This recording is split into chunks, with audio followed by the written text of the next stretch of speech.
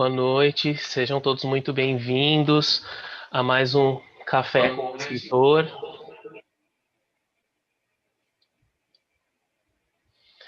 Nós estamos aqui hoje com a Cláudia Tavares Alves, escritora, tradutora. Escritor é um peso, hein? Escritor é um peso. Olha, a gente vai conversar um pouquinho sobre como a gente vê essa coisa da tradução como escrita, da escrita como tradução. E, Cláudia, sou amigo da Cláudia já há muito tempo, nos conhecemos, né, na faculdade, mas tive a grandíssima honra de conhecer o trabalho da Cláudia como tradutora, o trabalho acadêmico dela. A Cláudia está terminando o doutorado dela, defende em novembro. Nesse momento, trabalha numa tradução do italiano da Patrícia Cavalli para as edições de Jabuticaba. Também trabalha com dois blogs que têm um conteúdo maravilhoso de literatura, um de tradução, o outro que são marca-páginas de ponto virgulina, e é professora de literatura no cursinho Zilda Arnes. E, Cláudia, muito obrigado por ter aceitado o nosso convite. Fico muito feliz que você esteja aqui no Café com o Escritor. Sejam bem-vindos todos os que estão nos assistindo. A gente lembra que o projeto Café com o Escritor é um projeto parte do projeto Ruído Branco, que é realizado através do PROAC, com o apoio da Secretaria de Cultura e Economia Criativa, aceitar o nosso convite e começar perguntando para você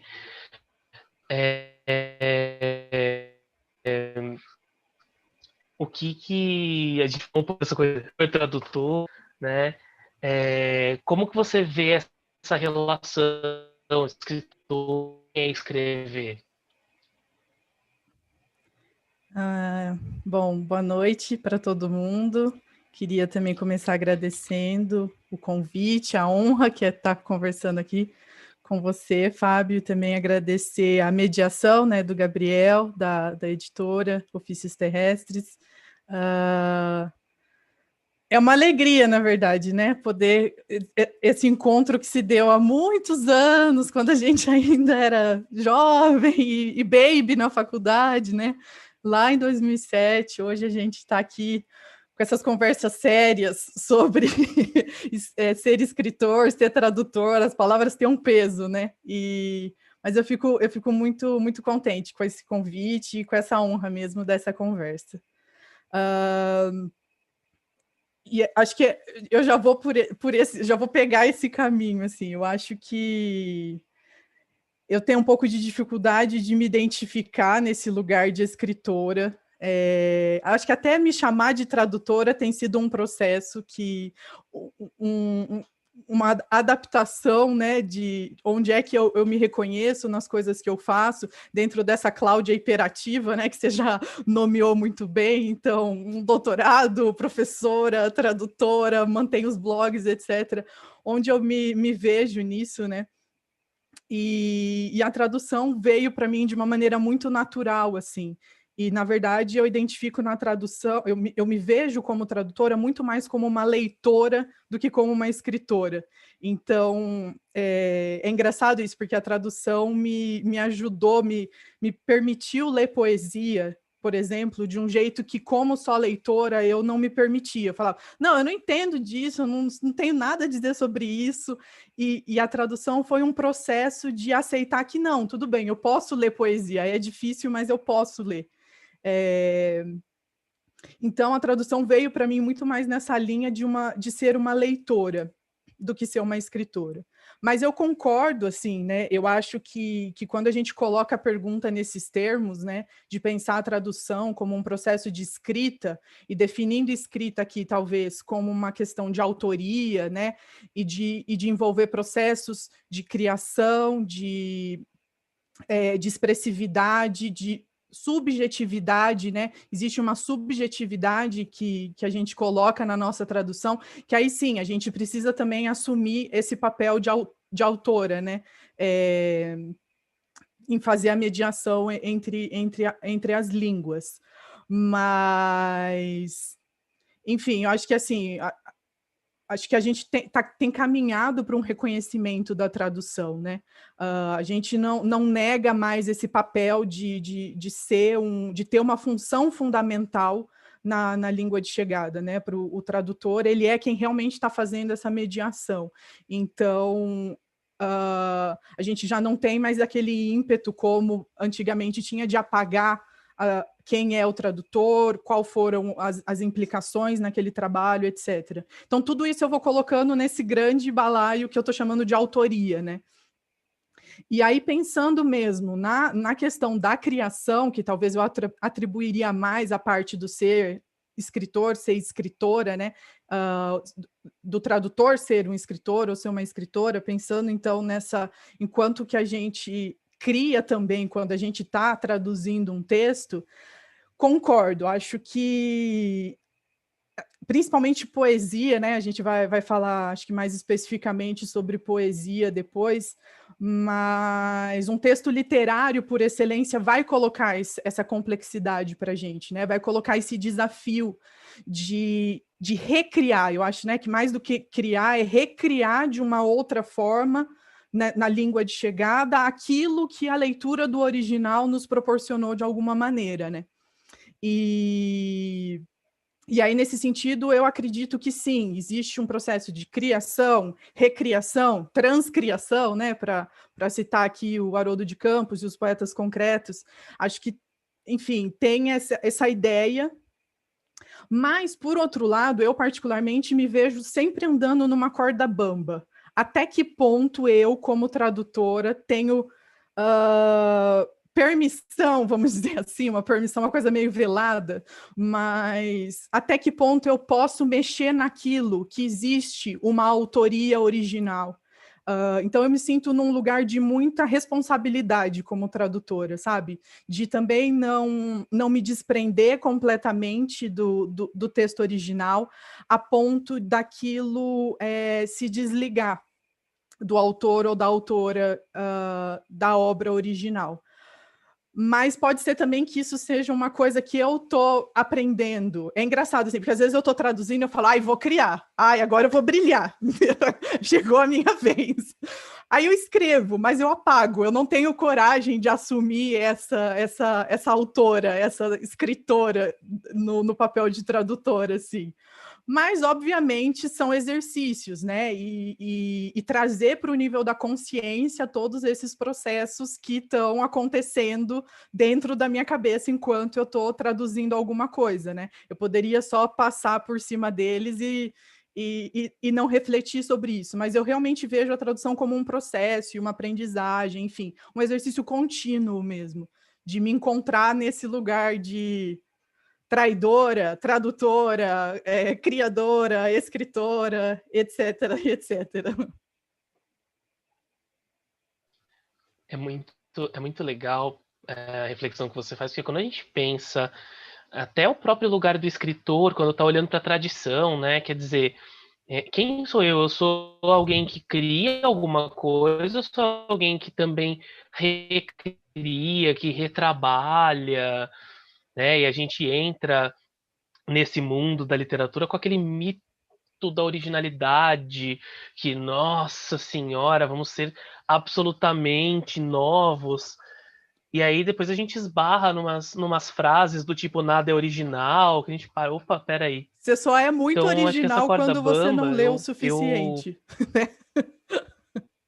Quanto mais você lê, mais você vê que a gente não está criando nada.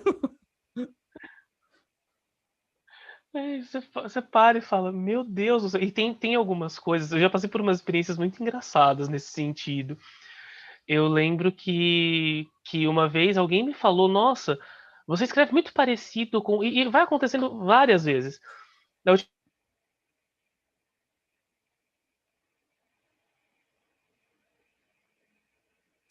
Ixi, travou aqui.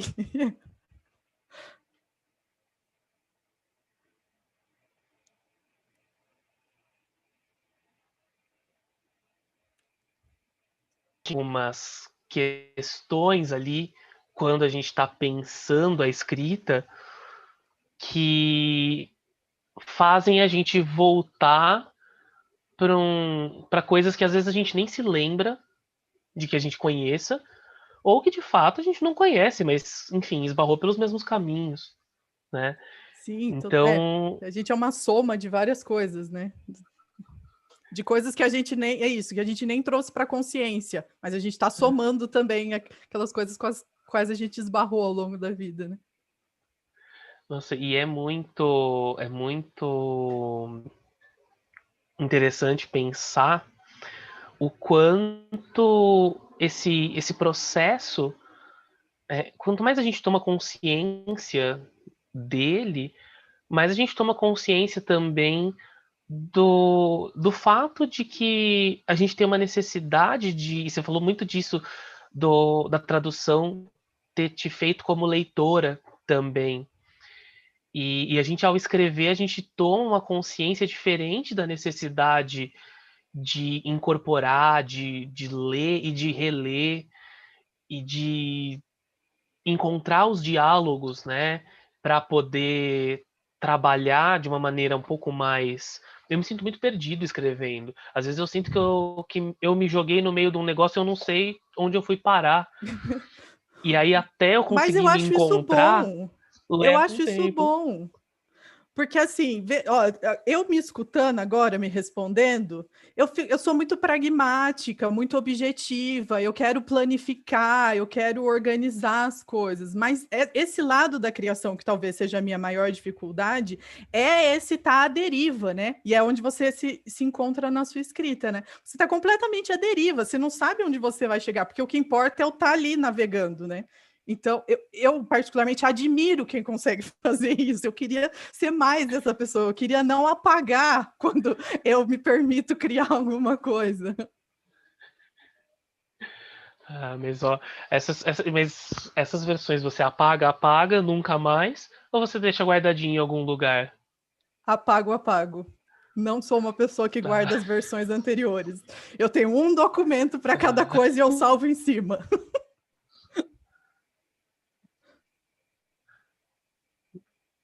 nossa, eu tô lembrando que para minha dissertação de mestrado eu tinha 9 arquivos.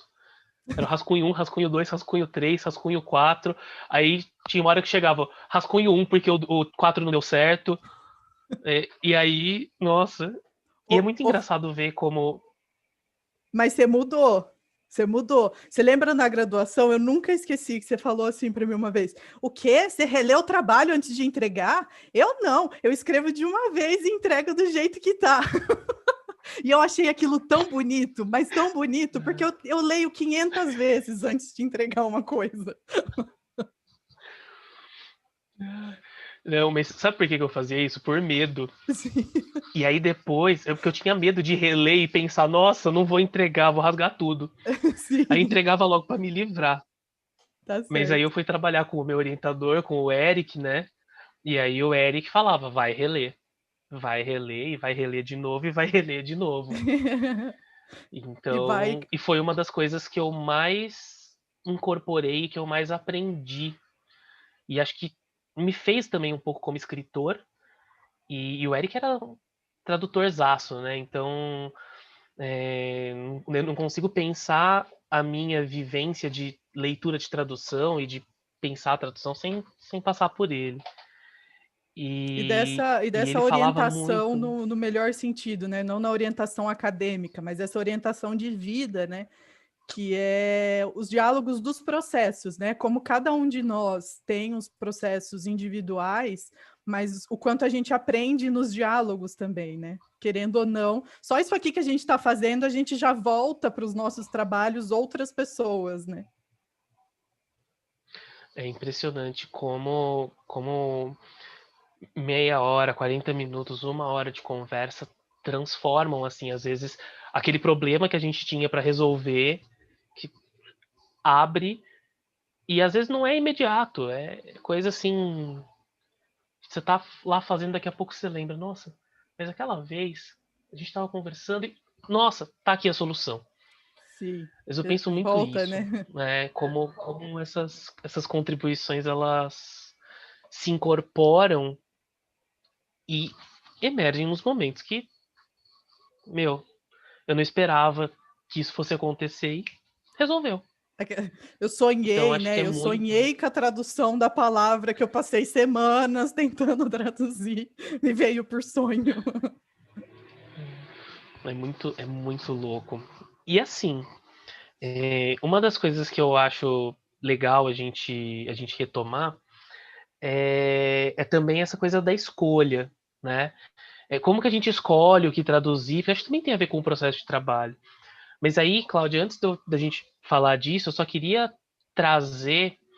Eu gosto sempre de falar um pouco com o pessoal e explicar por que, que esse evento tem esse formato. Claro que tem a ver com a pandemia, mas qual era a minha ideia quando eu propus o evento e por que, que a gente sempre tem um parceiro que trabalha junto com a gente, além do nosso querido André Amalfi, que não aparece aqui para vocês, tá, gente? Mas isso não acontece sem o André. O André é o cara que faz toda a parte técnica para a gente. Então, obrigado, André. E a gente sempre tem algum parceiro que é algum comércio daqui de Campinas. Por quê? Porque inicialmente esse evento ele foi proposto antes da pandemia. E, e ele tinha como com literatura e trazer essa movimentação, essa vida. A gente tem muito essa coisa do café. Eu não sei porque a gente da literatura, né, é tão apegado com o espaço do café, que é super bacana. E a pandemia, ela veio e ela transformou todos os planos, obviamente, de todo mundo. Mas quando se trata de um plano, de um contrato que a gente assinou com uma secretaria de governo, a gente fica mais, né? E aí uma das coisas que eu pensei foi como manter o impulso do projeto. Quer dizer, como trazer esses pequenos comércios, que são os cafés, para dentro desse novo ambiente virtual. E aí, nessa busca, eu também percebi que não só os cafés, mas vários outros pequenos comércios estavam passando por grandes dificuldades e outros de uma galera que estava tentando se reinventar, tentando abrir novas portas, novas oportunidades. E aí, por isso, em todas as transmissões, a gente tem um parceiro, como uma maneira de mostrar para a galera quem está se mantendo na pandemia ou quem está abrindo portas na pandemia e pouca esperança também, né, dos dias melhores, porque a gente também vive de esperança. Acho que é muito legal pensar isso. E aí eu tô aqui salivando para mostrar para vocês o nosso parceiro do dia, que é a cervejaria neoclássica, que fica lá no Mansão em Santo Antônio. Eu tô aqui com os meus litrinhos de uma APA e de uma IPA maravilhosas, inclusive daqui a pouco vou colocar aqui. A Cláudia está em Marília, Tô então na a gente não água. conseguiu mandar ainda. Ah, Infelizmente, tô na água, mas esse brinde vai chegar. vai chegar, e lá na Neoclássica, tudo certinho. E a Neoclássica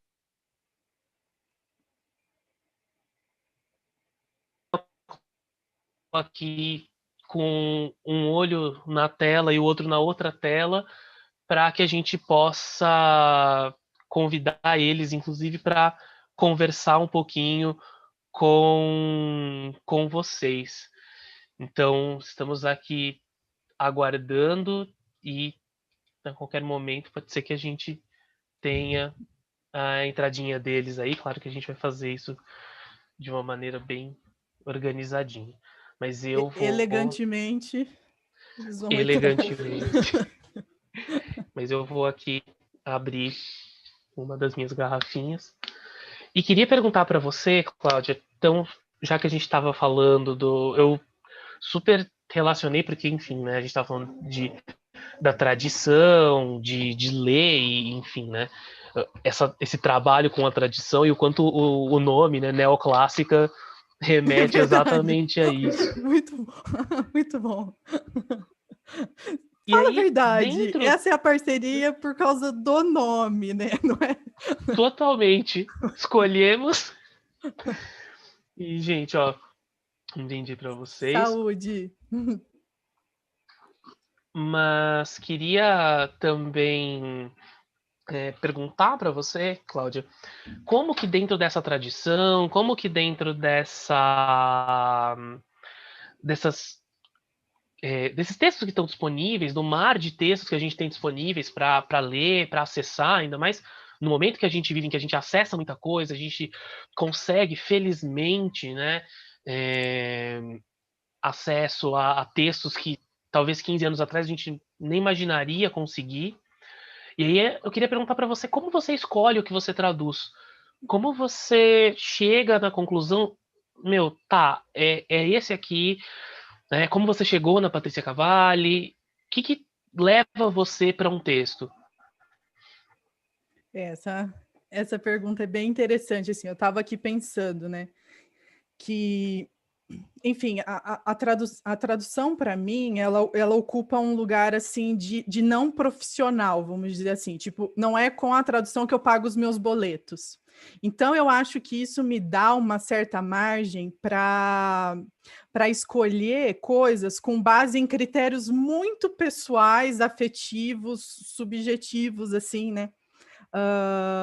Justamente junto com essa coisa dessa leitora, né? O que como leitora me atrai e que me coloca esse desafio de que eu poderia ler melhor ou ler de uma maneira mais aprofundada, traduzindo aquilo, né? Acho que a poesia, particularmente, foi a minha relação é muito essa, assim, escolher, lógico, coisas que me tocam. Acho que é uma soma de fatores, né? Coisas que me tocam pessoalmente, coisas que me colocam esse desafio de como eu posso ler isso melhor a partir da tradução. Além disso, eu acho que a questão de o que eu acho interessante circular no Brasil em língua, né, portuguesa, que não circulou ainda. E aí, na verdade, a gente divide aqui em dois ramos, né? Tem tanto coisas clássicas que não chegaram impressionantemente no Brasil até hoje, então nós, tradutores, estamos correndo atrás disso, né? De trazer esses textos que são muito bem estabelecidos em outras tradições, e eu tenho mais familiaridade com a tradição italiana, né? Então, obras muito consolidadas, tem autores que não tem nada traduzido no Brasil ainda. Paralelamente com esse trabalho com a literatura contemporânea, né? E a Patrícia Cavalli, eu coloco ela entre esses dois lugares. Ela é uma poeta contemporânea, ela está viva ainda, mas ela já tem um lugar muito estabelecido na poesia italiana. Impressionantemente, ela não chegou, né, ao Brasil até agora. E aí, nesse sentido, a afinidade é muito grande com a Edições Jabuticaba, que tem feito esse trabalho com vários poetas, várias poetas, que já têm seu lugar e que não chegaram ao Brasil ainda. Então, tem também esse engajamento num outro sentido, né? Mas eu volto, assim, acho que por eu não ser uma tradutora profissional, né, que eu não dependo disso por enquanto para me manter financeiramente, eu me permito traduzir coisas que eu gosto, que enfim, me despertam para para coisas que me interessam pessoalmente, assim. Por outro lado, textos assim, numa pegada mais crítica literária ou teoria literária, etc. Aí eu vejo mais, e aí coisas que eu circulo mais em revistas acadêmicas ou no próprio blog, aí eu vejo mais essa coisa de colocar em circulação esses textos que também me interessam, né? Tem sempre esse fator pessoal, me interessam, mas que eu acho que podem movimentar os diálogos, né? Que podem as discussões, etc., podem contribuir. E aí eu tento, então, traduzir também e achar um lugar para publicar, para que eles fiquem disponíveis, né? Por exemplo, na minha tese, eu cometi essa loucura, assim, eu traduzi tudo. A minha tese, então, é sobre literatura italiana, toda a minha bagagem, né, as interlocuções, as críticas, etc., tudo em italiano. E eu traduzi tudo, assim, porque eu acho que isso seria um fator determinante para que a minha pesquisa pudesse dialogar com outras pessoas, né? Não necessariamente especialistas, mas também as especialistas que não necessariamente têm obrigação de ler italiano, né? Então, traduzir tudo, tem milhares de notas de rodapé, mas achei importante, justamente por isso. Eu acho que a tradução faz essa ponte, né? Permite os textos circular. Perfeito, Cláudia. E é muito legal ver esse seu processo, né? E você falando dessas duas pontas, da ponta de um lado, que é essa do clássico, né? O que, que não está disponível aqui? O que a gente precisa trazer? E por outro lado, essa ponta do contemporâneo, né? O que, que a gente tem que ler para dialogar com o momento e o que, que a gente traz ao propor esse momento para os escritores também atuais, né? Quer dizer, é uma ponte natural. E, inclusive, o trabalho que várias das editoras independentes, né, eu coloco a Jabuticaba aí como uma das grandes editoras nesse sentido, né, não pelo seu tamanho das tiragens, que a gente sabe que são tiragens mais reduzidas, mas pelo tamanho do projeto, né, essa ideia de trazer e, inclusive, tô louco pelo livro da Claudia Rankine, que vai sair agora. Então assim, é bem Pois é, animador é um ver ótimo como. exemplo, né? É um livro fundamental, assim, que dialoga tanto com o nosso hoje. Ainda bem que alguém, né, finalmente pôde publicar essa obra no Brasil. É fantástico. De novo, aquilo que a gente falou, né? O fato de nós termos acesso a coisas que talvez 15 anos atrás nós não teríamos, pela importação, pela internet, pela facilidade de troca das bibliotecas também, que aumentou muito nos últimos 15, 20 anos, se combina com esse movimento das editoras independentes e com essa vontade de alguns projetos, como a Jabuticaba tem, como a gente vê no Pós-Pornografias da Ofícios Terrestres, e em outros projetos que em breve devem aparecer, mas a gente vê uma expansão dessa possibilidade que até então era um ganho para uma comunidade acadêmica, se transformando num ganho para o público, que, como você mesma disse, né, não tem muitas vezes essa desenvoltura na leitura do original, e que legal que a gente tem. A, a gente agora tem traduções direto do árabe, tem o projeto de russo da 34 também, que é super interessante. E aí, Cláudia, nessa mesma esteira, o pessoal aqui está fazendo duas perguntas para você. A primeira é como funciona esse equilíbrio do sentido e da cadência do escritor original com a tradução que você faz. Como que você faz esse equilíbrio? E aí acho que eu vou deixar esse primeiro, e aí depois eu vou passar para a segunda pergunta. É.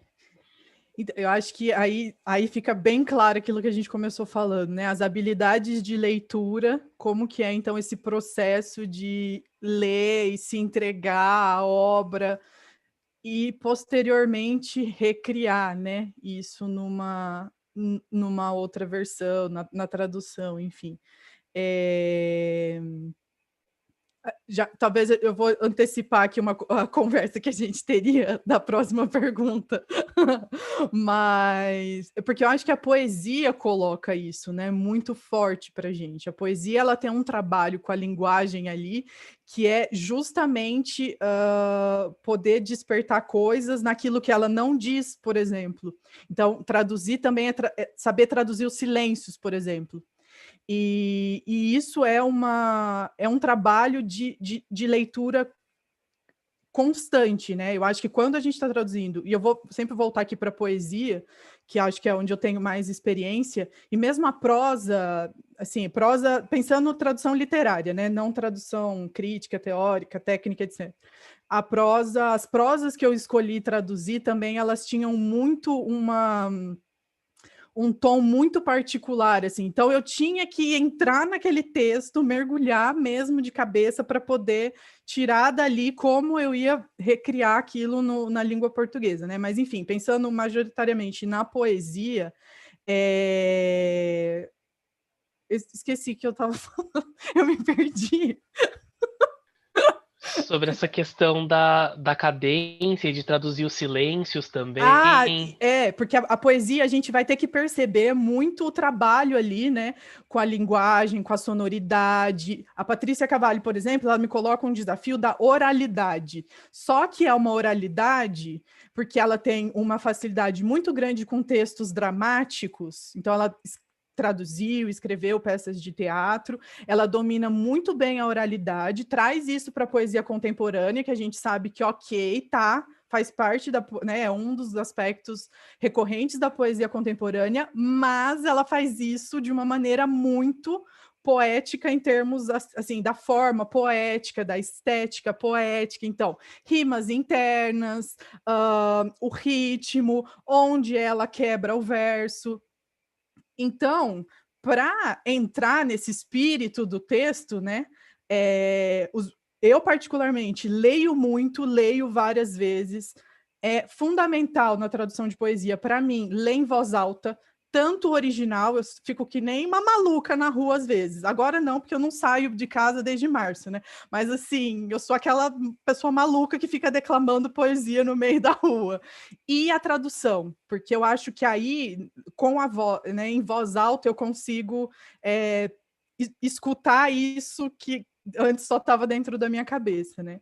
Outra coisa também que eu acho nesses processos é pedir para outras pessoas lerem. Pedir para outras pessoas lerem a tradução tem sido também um exercício fundamental para ver o que é que funciona e o que não funciona. Porque, enfim, se escrever, né, já tem essa coisa da gente estar no automático e de repente revisar, a gente não enxerga mais, né, os erros, ou enfim, imagina traduzir, né? Então a gente está muito imerso ali no trabalho, está muito debruçado naquilo. Então a leitura de fora ajuda muito, né? Tanto a leitura do falante nativo da língua estrangeira, porque aí, ali ele pode precisar algumas coisas que talvez eu, como uma não nativa, não perceba, mas os falantes de língua portuguesa, né? Aqueles que vão direto na tradução e vão me dizer, olha, isso aqui está truncado, isso aqui não funciona, isso aqui não diz nada para mim. E ali eu vou, então, fazer o trabalho mesmo de orives da palavra e ficar tentando até conseguir o efeito, né? Acho que a tradução de poesia me leva muito para essa ideia de efeito, não só o efeito de sentido, de significado, né? Mas o efeito, o que é que isso vai despertar em você?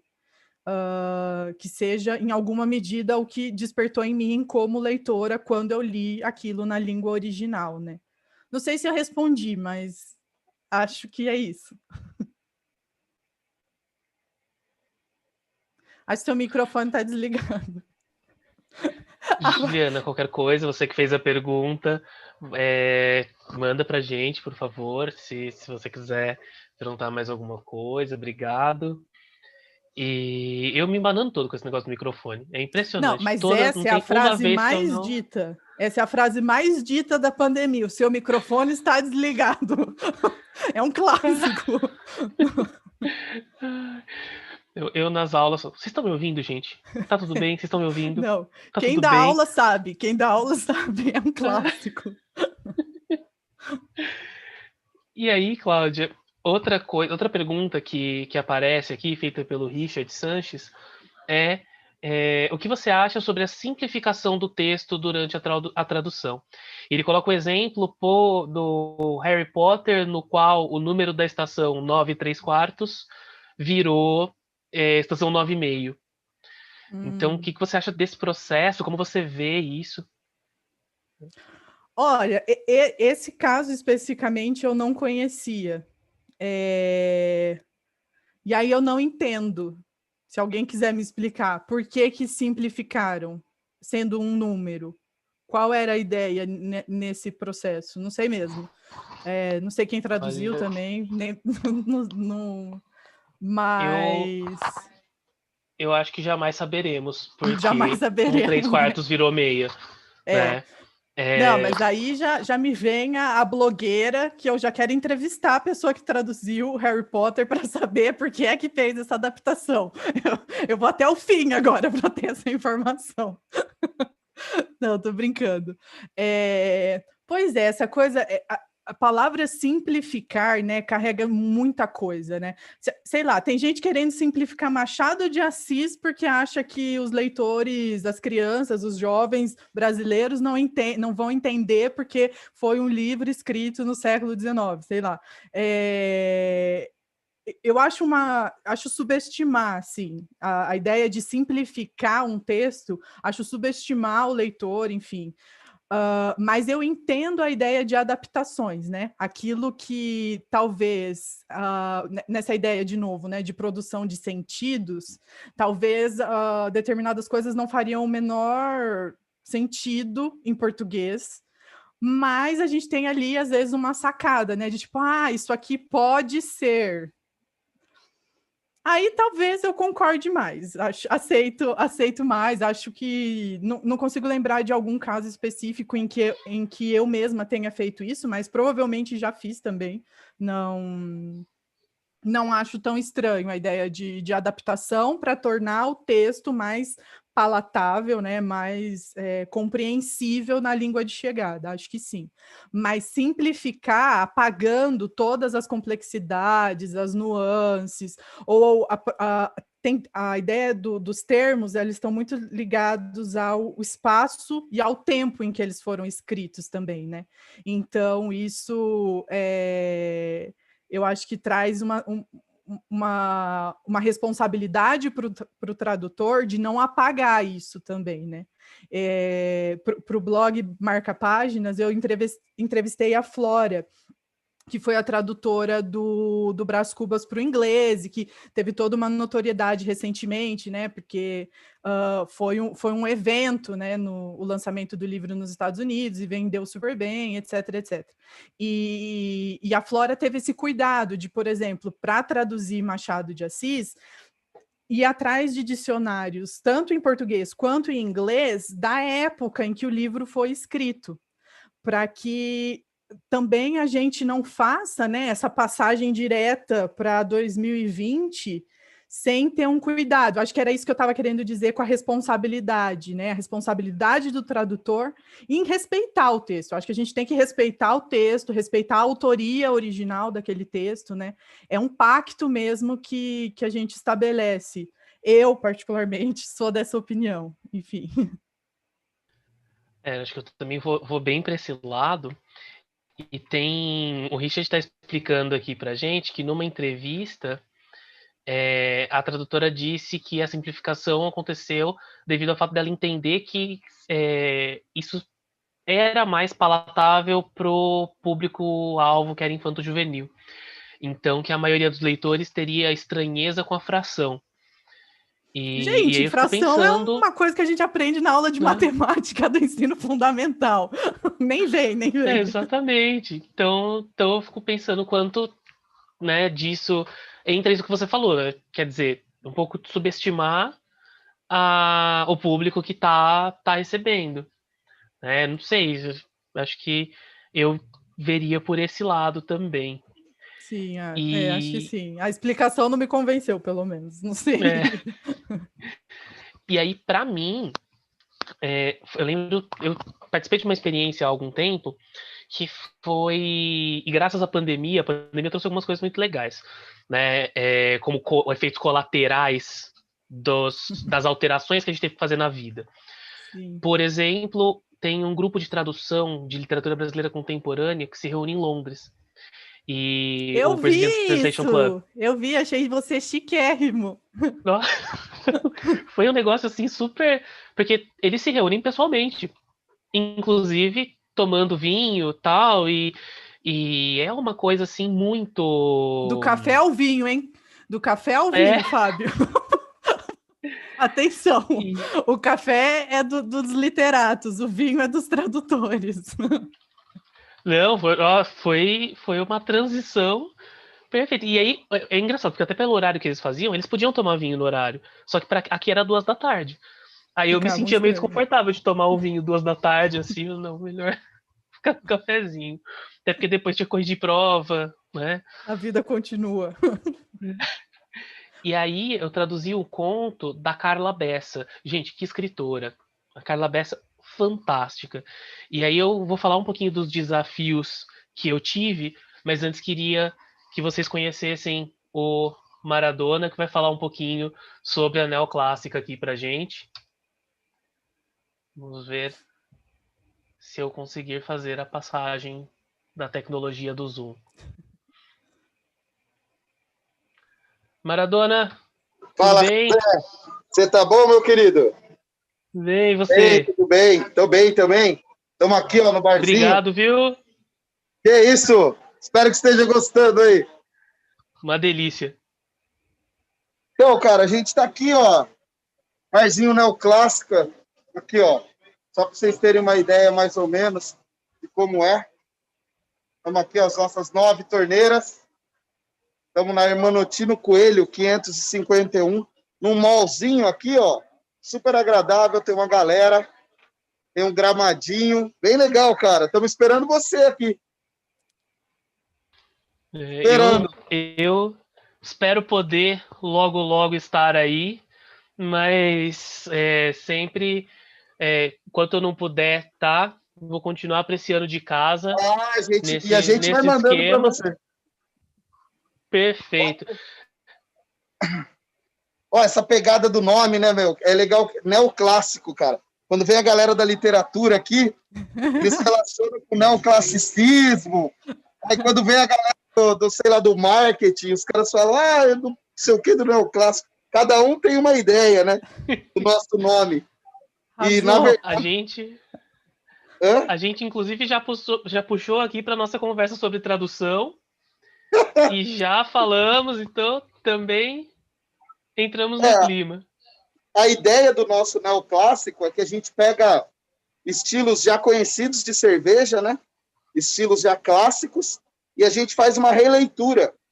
Então a gente dá uma pegada um pouquinho moderna aí para os estilos mais clássicos. Entendeu tudo, Maradona. Você entendeu tudo o papo que nós estamos tendo aqui. A ideia é reler mesmo. Essa era a ideia, essa é a ideia. E trazer aí, personalidade para a cerveja. Exato. A gente tenta passar personalidade nossa para uma coisa que é milenar, né? Muito antiga já. Então, não é que a gente invente alguma coisa, mas a gente dá uma repaginada aí. Mas é a ideia, Cazé. Estamos aqui na luta. Que bom que vocês gostaram. Vocês não, né? Porque eu estou devendo ainda a cerveja para alguém que está longe. Não consegui mandar para Marília. Mas vai ser cobrado, viu? Cerveja, pode deixar que eu não esqueço, não. Outras coisas eu podia esquecer, mas cerveja eu não esqueço, não. Legal, pode vir, a gente está esperando. Qualquer coisa, liga, a gente manda também. Valeu. Valeu, gente, demais aí. Sucesso para vocês. Casé na nova empreitada aí, sucesso absoluto também. Preciso ler seu livro, Casé. Não li. Preciso descolar ele para conseguir ler. E um abraço, então, a vocês aí. Valeu, Maradona. Valeu, gente. Obrigadão, viu? Valeu, Mara, um Tchau, abraço. tchau. Abraço, Casé. Até mais. Até mais. A gente, como é gostoso, né? A gente poder ver e poder ver que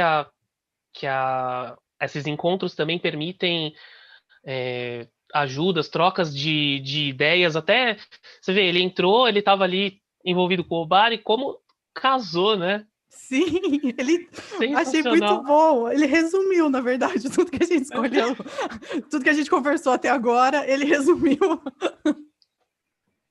Nossa, foi sensacional. E aí, gente, uma coisa que eu ia comentar é que a Natasha tá dando a ideia de fazer um sorteio aqui para os ouvintes. Ah, genial. A gente tem um sorteio no final, sim, mas não da cerveja, tá? A gente não é uma coisa tão gostosa quanto a cerveja, tá? Mas é de um exemplar do Ruído Branco para vocês, pra gente, e aí a gente manda bonitinho. Então, teremos aí um pequeno sorteio no final. Quem sabe a gente não organiza direitinho com o Maradona e faz um sorteio de cerveja eventualmente. Tinha que ter avisado antes, que aí o nosso público ia estar aqui, ó, 200 pessoas assistindo a nossa live. Nossa. Eu ia comentar, Cláudia, que eu, quando estava fazendo parte falando da cerveja, do vinho, né, reconectando, quando eu estava fazendo a, a sessão do Brazilian Translation Club, o que aconteceu foi, eles se reúnem porque tem uma professora, Ana Cláudia Suriani, da UCL, de literatura brasileira, e a Nara Vidal, uma baita de uma escritora. Gente, Sorte é um livro maravilhoso, vem livro de contos dela logo pela Faria Silva, né? Uma editora também que está chegando aí com um catálogo bem legal. E eles, enfim, eles publicaram no Facebook, eu fiquei sabendo, porque conheci alguém que divulgou, e aí de repente me vi no meio desse grupo de tradutores. E pensando, ai meu Deus, né? E chegou no final da primeira sessão, que é uma troca, eles mandam alguns trechinhos, a gente conversa sobre esses trechinhos, e no meio disso eles falaram, a gente precisa de gente para traduzir o próximo conto. E eu, que sou muito abelhudo, né, fui lá e falei, eu me voluntario, tá legal. Né? Só E foi uma experiência... para deixar claro também, e aí você estava traduzindo do português para o inglês, né? Isso. Esse clube, ele faz a tradução, né, no sentido contrário, é do português para a língua inglesa, né? Exato. Porque eu acho, por que eu estou chamando a atenção para isso? Porque são outras dificuldades daí, né? Especialmente naquele caso, porque é um inglês que não é o inglês com o qual eu estou acostumado. Eu trabalhei no mestrado com o autor do sul dos Estados Unidos. Então, assim, aquele sotaque mais Forrest Gump que você imaginar é o sotaque que eu trabalhava. E traduzir para Londres, né, é uma outra pegada. E a escritora que eu traduzi, a Carla Bessa, que é, repito, gente, fantástica, tá indicada entre os finalistas do Jabuti para a categoria Contos com Urubus, tem a minha torcida. E traduzi um conto da Carla chamado Aí Eu Fiquei Sem Esse Filho. Começou no título, porque Eu como ia é que a gente falar traduz isso. esse aí? Né? Então, tudo isso que você falou da oralidade, e aí depois o conto e toda a obra da Carla tem muito essa marca da oralidade. Então, reproduzir essa oralidade era difícil, mas teve dois desafios. Você falou a gente estava falando das coisas da adaptação. Teve dois desafios que para mim foram enormes. Primeiro, traduzir o que é pedir a bênção. Nossa, boa.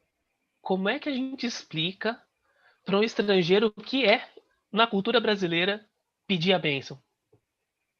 né? Ó, e você já vou perguntar agora, você pode ir contando todas essas soluções aí do título, do pedir a bênção e a outra que você vai falar ainda, porque senão eu não durmo de curiosidade. Pode contar. Como é que você traduziu? Ó, primeiro convidar vocês a procurar o conto, depois eu posso deixar o link aqui no canal. O conto está publicado, vai ser publicado num número, as traduções vão ser publicadas junto com os originais num número da revista Corpus. Então, em Legal. breve, lá de Santa Catarina, em breve a gente deve ter isso. Mas assim, primeiro o título eu optei pelo So Then, né? So Then I Ended Up Without That Child. Foi assim que a gente fez. A bênção, eu tive que fazer uma nota de rodapé. Porque eu geralmente. O velho É, recurso da nota de rodapé. e é aquele recurso que a gente mais briga, porque a gente fala, eu não quero usar, eu não quero usar, eu não quero usar. São os Mas tem casos hora que. extremos. São os Né? casos extremos, tem que. E ali eu conversei, quem me ajudou muito com isso foi ele agiu quase como uma espécie de editor da tradução, foi o Victor Middlecroft, que trabalha com divulgação de literatura latino-americana na Inglaterra. Me mostrou alguns escritores maravilhosos, me fez conhecer a Vânia Vargas, por quem eu fiquei loucamente maluco, né? Contos curtos fantásticos. E, a solução, então, mesmo ele falou, não, aqui eu acho que uma nota de rodapé vai ter que ser o jeito. E a outra coisa que era difícil de fazer eles entenderem é que é uma coisa tão natural pra gente, é o ato, o ritual de passar um café. Porque o conto inteiro acontece no meio desse ritual. Né? A gente tem a protagonista passando um café para alguém e contando. E aí, como é que você vai colocar esse ritual do passar o café com todos os seus detalhezinhos? Filtro, funil, a garrafa térmica e o tipo de garrafa térmica que a gente está pensando. E aí, essa foi uma das discussões. Quer dizer, eles falavam muito, não, aqui na Inglaterra é a Thermos, né? Uhum. Mas a Thermos, ela dá outra ideia.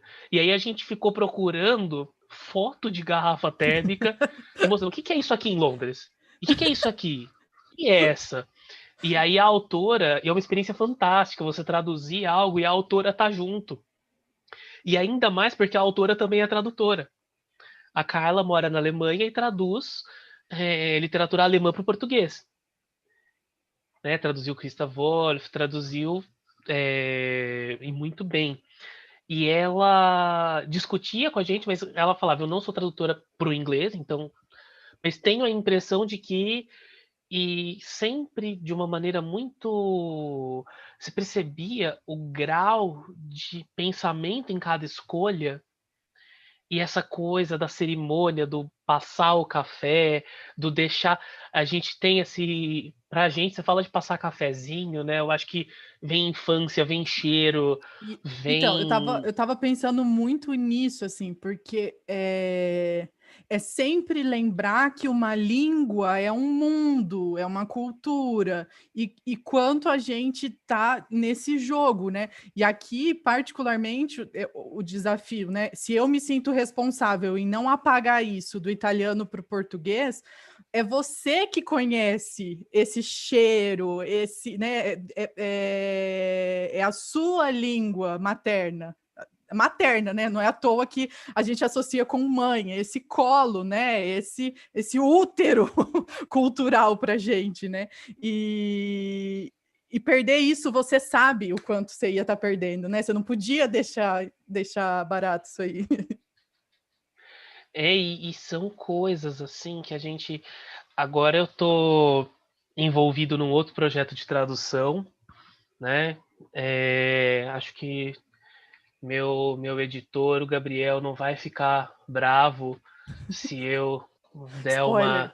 um spoilerzinho aqui, mas a gente tem pensado e tem trabalhado para poder traduzir um poeta alemão para o português, um poeta que não tem nada publicado aqui, né?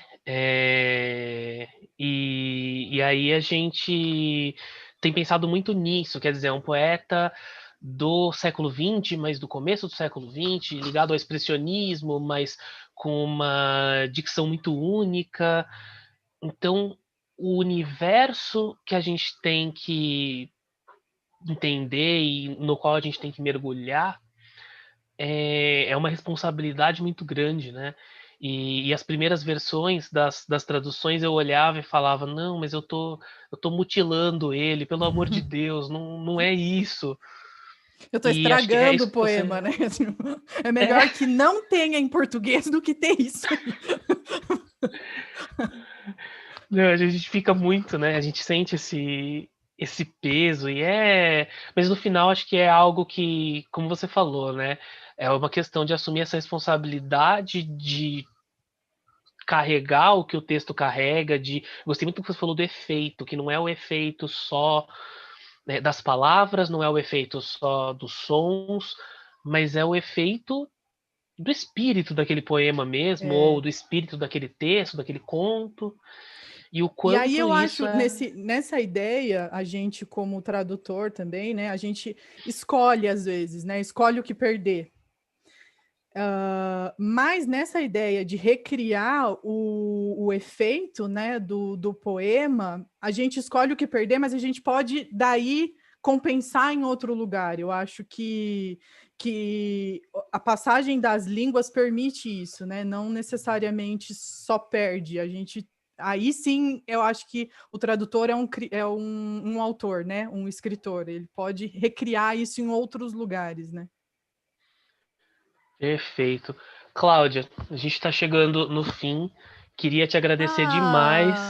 Nem vi É, passar, gente. Nem vi eu passar. também fiquei, nossa, super.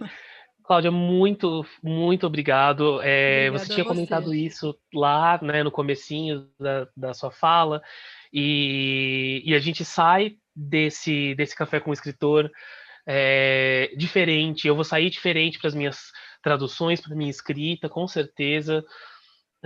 Queria mais uma vez te agradecer muito por aceitar o convite, por todo o processo. Gente, eu estava conversando com ela enquanto ela estava preparando, finalizando a tese. Então, assim, parece que eu tenho o dom de pedir as coisas para você nesses momentos, né? Ou eu tenho o dom de estar sempre enrolada. A verdade é essa. A verdade é essa. Ou eu estou sempre enrolada nos meus prazos. Ai, não, mas ó, foi muito, muito bom. E Eu que queria agradeço pra. muito o convite. Agradeço mesmo. Foi ótimo. Obrigada aí pela conversa. Obrigada também para quem assistiu até o final, quem não desistiu da gente. Obrigado, pessoal. Eu tô aqui também com os nomes, como eu disse, a gente vai ter um pequeno sorteio aqui. Cláudia, eu vou pedir para você escolher para mim um nome de um autor que você gostaria de ver traduzido para o Brasil.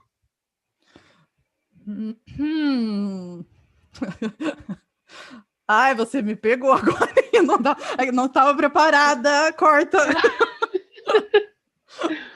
É... Não precisa ser o que você mais quer, mas só algum que vem à sua mente assim que você fala, mano, como é que não traduziram isso ainda? Nossa, agora piorou. Peraí.